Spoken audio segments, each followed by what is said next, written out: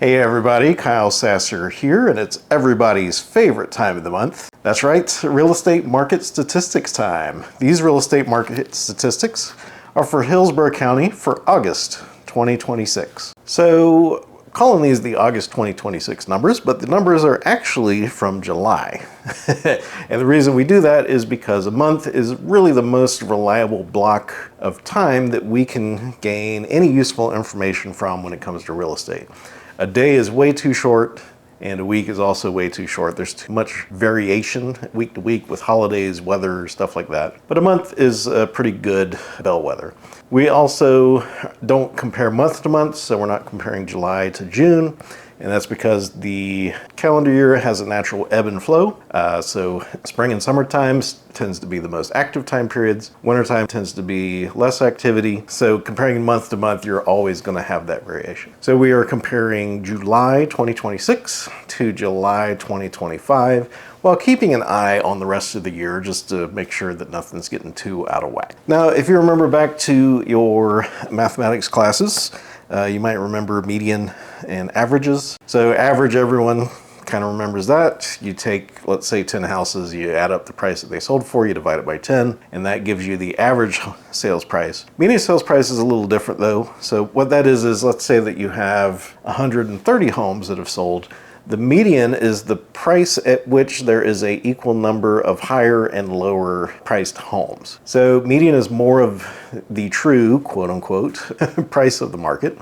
It doesn't get swayed as much if a significantly expensive house sells. Like average sales price would get pulled pretty significantly if like a $5 or $10 million estate sales. And same thing on the flip side, like if there is a significantly larger number of lower priced homes that sell, it can move the average sales price a significant amount, but the median sales price will not move quite as much. So let's dive into these Hillsborough County stats for August 2026. Total number of closed sales was up 4.97% from 1,309 to 1,374. Cash sales was up 4.56% from 241 to 252. Median sales price was down 0.10%, which is nothing, from $430,435 to $430,000. Average sales price was up 3.43% from $547,950 to $566,737. Median percent of original list price was up 0.63% from 95.8 to 96.4.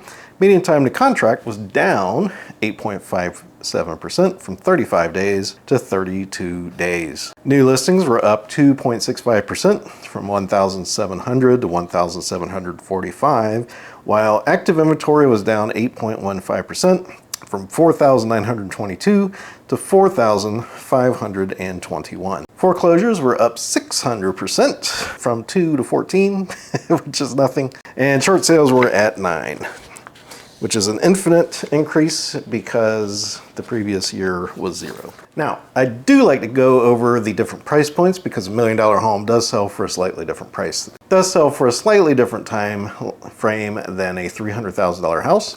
Most of that's just because there's more people that can buy the $300,000 house, so the buyer pool is larger. 250 to 300,000, there was a 10.84% more homes sold, total of 92. 400 to 600,000 saw a decline, negative 4.77% to 439. 300 to 400 held pretty steady, only a 1.73% increase to 411. 600 to a million was the biggest increase. That jumped 16.75% to 244. Median time to contract is down across all of the price points with the exception of 100 to 150, which was up 700% to 48 days. Most of that's just going to be, damaged houses that are sitting around. But 200 to 250 is down 33.3% to 22 days. 250 to 300,000 is down 38.24% to 21 days. 400 to 600,000 is down 20% to 32 days. Interestingly, 601 million is up 9.38%, but it's at 35 days. Total number of new listings, the meat of the market, which is kind of the 300 to 400, is up 24.42% to 535 new listings. The next one up, 400 to 600,000, held pretty steady. It was only down 3.84% to 601. And then 600 to a million, there was 17.13% fewer new listings at 271. And then inventory, total inventory, which is everything that was for sale at the end of the month, kind of has that same split. So 300 to 400,000, there was 10% more homes for sale. 1,244, but 400 to 600, there was 11.97% fewer homes, a total of 1,588. 600 to a million was down 20.37% to 777, and a million or more was down 15% to 581. So those are the real estate market statistics for Hillsborough County for August 2026. So I normally do combined Hillsborough and Pinellas County analysis. The reason why is because both sides of the bay tend to follow the similar trajectory. It's not that the prices are the same. Hillsborough County tends to be a little bit less expensive and a little slower than Pinellas County, but that had every now and then things will separate out a little bit. So this is the Tampa/Hillsborough County analysis. And if you've watched previous months of these videos, you will know that Hillsborough County has been basically pretty level for the last 2 years now. So median sales price has basically been within a $10,000 to $15,000 price band for the last 2 years. And that price band has basically been like $420,000 to $435,000, $440,000. Every now and then it'll peak a little below that or a little above that, but that's basically where it has been. So median sales price has not moved too much. It's still in that price band. But the interesting thing is the number of new listings is up, the number of sales are up, but total active inventory is down. So that tells us that there's enough demand and not enough new listings that we actually have shrinking inventory. It's not quite to the point where that will have a meaningful impact on the market. It will be interesting to see what happens as we get into the fall. Things normally slow down in the fall and winter time. Despite popular opinion, it's not a cliff.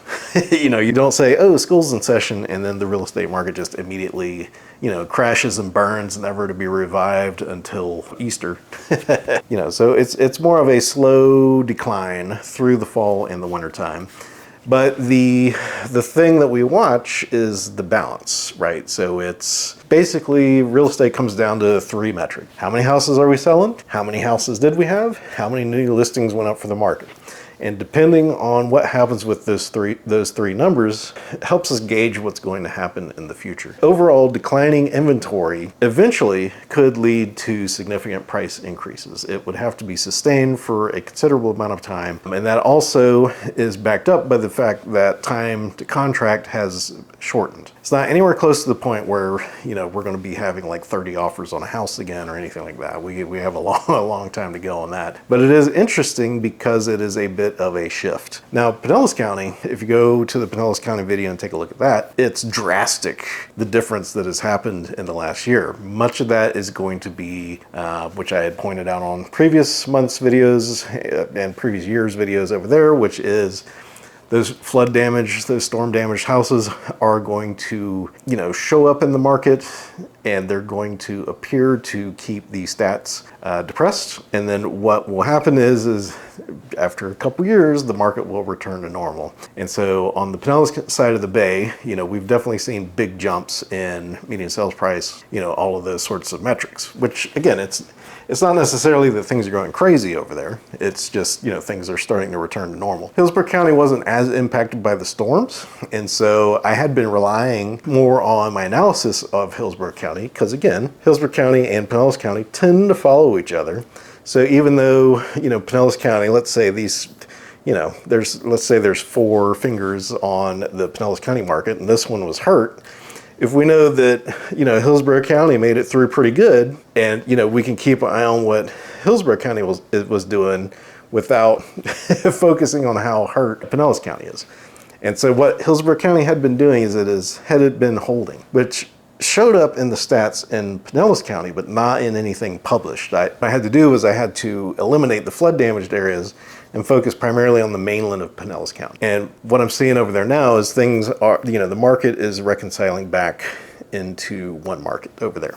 Again, I know this is Hillsborough County. You're like, I don't care what's happening in Largo. I'm in Ruskin, or Thanodisassa, or Tampa.